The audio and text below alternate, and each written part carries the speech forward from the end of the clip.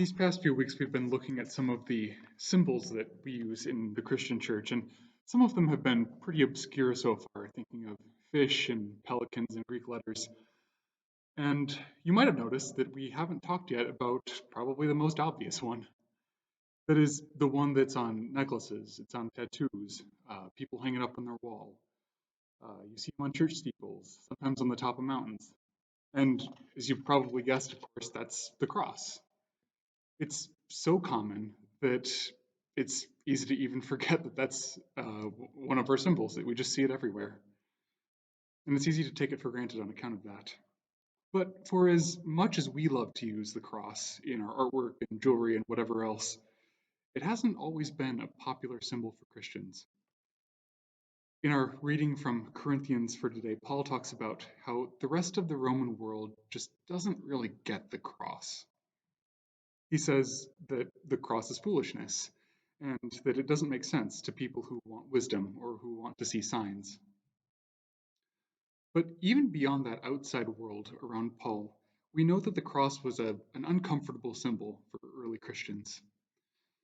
It certainly wasn't as popular back then as it is today. And we know that because it doesn't appear all that often in artwork from early Christianity. And we also know because we get hints of that in the Bible.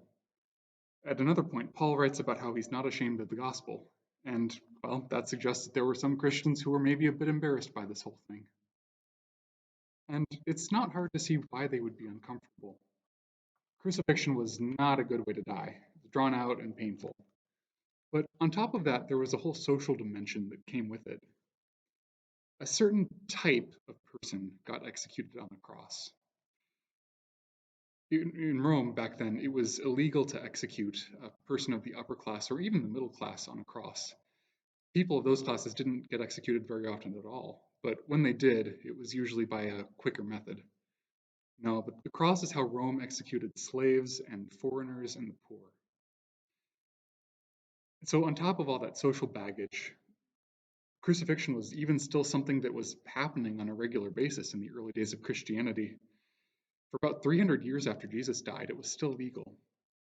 So you can see why Christians wouldn't necessarily be comfortable with the cross as a symbol while there were still people being crucified regularly.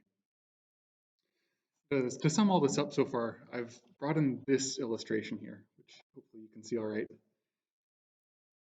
This is one of the earliest depictions of Jesus being crucified that we know of. In fact, it is the oldest one we know of. It was probably made in about 200 AD. And if you're thinking it looks kind of bad, like it isn't a very good drawing, well, you're right. This is actually a piece of graffiti. This is something that archaeologists found on one of the hills of Rome. So you can see here, there's a person standing next to the cross, and then on the cross is being crucified a person with the head of a donkey. There was an incorrect rumor in Rome that Christians worship donkeys. I don't know how that got started. But then this inscription underneath it reads, Alexamenos worships his god. Basically, we can guess that whoever drew this knew someone named Alexamenos, and they thought that this guy was an idiot for worshiping someone who had been crucified. This is basically just a political cartoon. It's meant to mock Jesus and to mock his followers for being weak. And for the Romans, the cross was a symbol of everything that was wrong with Christianity. They saw it as a faith of weakness. It was a religion of unimportant people who had the audacity to say that God loved them. Not only were they saying that God loved them, but they were also saying that God died like one of them. That Jesus chose to be one of them rather than be a person who could terrorize and rule over others like powerful Romans were. These were all values that were mocked in Rome, but those were the values that Jesus claimed for his followers and that Paul claims for us today in Corinthians. When we're baptized, we're marked with the cross and with everything it meant for Jesus. We're marked with compassion, with peace. We're marked with concern for the people around us, all because these are things that we receive from God through the cross. To those people who only value their own status, all of this seems foolish. But for those who see what the cross is really like, This is the clearest marker that we have of God's love. The cross is all around us these days, but we shouldn't take it for granted.